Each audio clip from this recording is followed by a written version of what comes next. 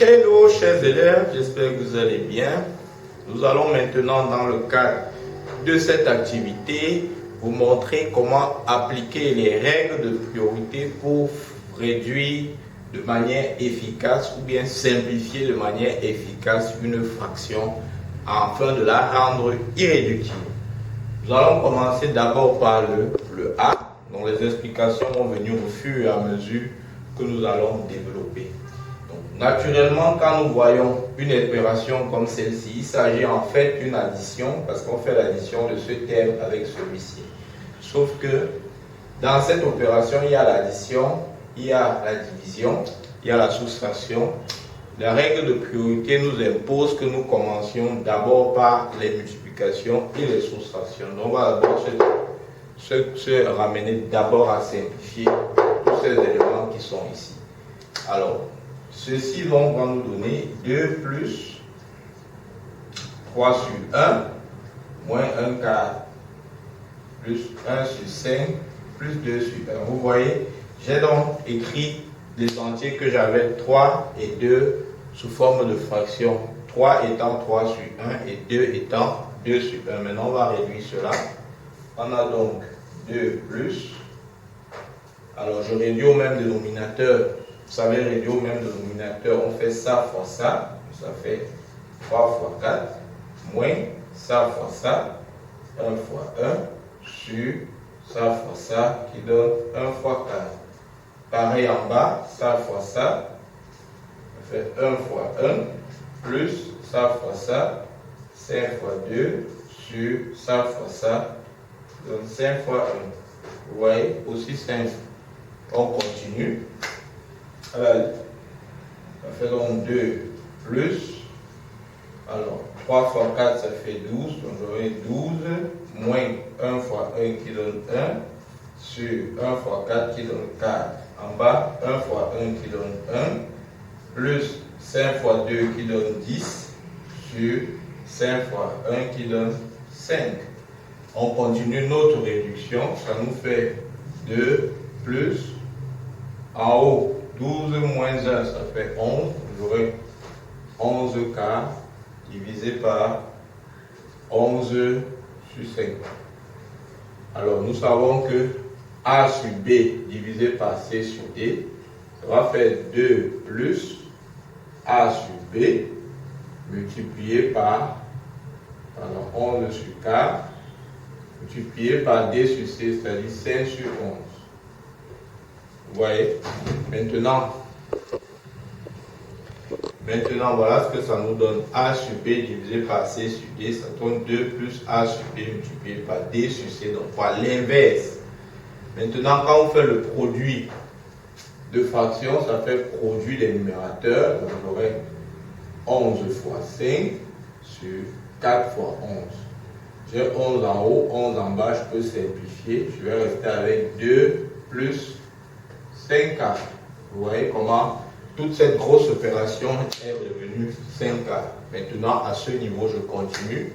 Un peu comme tout à l'heure, j'écris 2 sous sa forme de fraction. Ça fait 2 sur 1 plus 5K.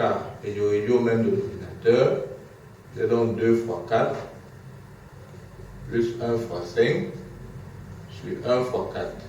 2 fois 4, ça fait 8 plus 5 sur 4 qui va donner à la fin 13 quarts. Voilà le résultat qu'on obtient pour l'opération A. On continue avec l'opération B. Alors, j'ai les parenthèses, c'est la division, j'ai les parenthèses. La priorité, c'est ce qui est à l'intérieur des parenthèses. On va d'abord s'occuper de ça.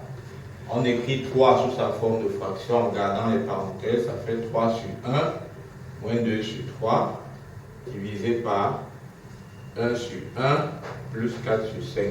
Vous voyez, comme ça, on réduit au même dénominateur ce qui est à l'intérieur des parenthèses. On a donc 3 fois 3 moins 1 fois 2 sur ça fois ça qui est 1 fois 3 divisé par ça fois ça, ça fait 1 fois 5 plus 1 fois 4, le tout sur 1 fois 5. On réduit, ça fait 9 moins 2 sur 3 divisé par 1 fois 5 qui donne 5, plus 4 sur 5. On réduit. 9 moins 2, ça fait 7. Ça nous fait donc 7 tiers divisé par 9 cinquièmes. A sur B divisé par C sur D sera encore égal à A sur B multiplié par D sur C. Alors, A sur B fois D sur C, on fait le produit des numérateurs, ça fait 7 fois 5 sur 9 fois 3, qui va donc donner 35 sur 27, qui s'avère être un résultat, une fraction irréductible. On passe au dernier cas. Au dernier cas, nous avons la multiplication, les parenthèses, les associations. On va réduire le numérateur, réduire le dénominateur une fois. Donc ici, on fait une fois la multiplication, la réduction au même dénominateur. Donc ça fait 3 fois 5, moins 2 fois 4, sur 4 fois 5. Et en bas, on a 2 tiers multiplié par 3 sur 1, moins 1 cinquième. Vous voyez? Aussi simple. On continue. Alors en haut, ça fait 15. 3 fois 5 donne 15. 2 fois 4, 8 sur 20. En bas, ça fait 2 tiers fois, on réduit au même dénominateur, ça fait 3 fois 5, moins 1 fois 1 sur 1 fois 5. On continue. Alors 15 moins 8, ça fait 7. On aura donc 7 sur 20 divisé par 2 tiers facteur de, je mets la parenthèse, 3 fois 5, 15, 1 fois 1, 1, 15 moins 1 sur 5. Voilà. Qui fait donc 7 sur 20 divisé par, continue. Vous voyez comment c'est simple. Quand on applique les formules, ça fait donc 2 tiers multiplié par 14 sur 5. On continue. Ça fait 7 sur 20 divisé par ça fois ça. Donc ça fait 2 fois 14 sur 3 fois 5. On continue. Ça fait 7 sur 20. Bon, je vais l'écrire. Je mets ma barre de fraction là. Donc je vais venir, je mets ma barre de fraction. Ça va faire 7 sur 20. Sur 2 fois 14, ça fait 28. Sur 15. Égal, je mets ma barre de fraction. Non, là je ne mets plus la barre de fraction. J'ai donc 7 sur 20 divisé par 28 sur 15. Ça va donner 7 sur 20 multiplié par 15 sur 28. Bien. À ce niveau, maintenant, on peut faire des simplifications. Alors, quand je simplifie par 5 ici, il me reste 3. Par 5 ici, il me reste 4. Par 7 ici, il reste 1. Par 7 ici, il reste 4. Donc, au final, j'aurai 1 fois 3 sur 4 fois 4.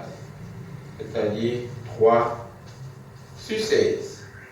Et j'obtiens donc mon résultat final. Voilà donc, chers élèves. Je vous ai donc appris à travers cette vidéo comment respecter les règles de priorité à chaque fois pour obtenir une réponse claire, limpide.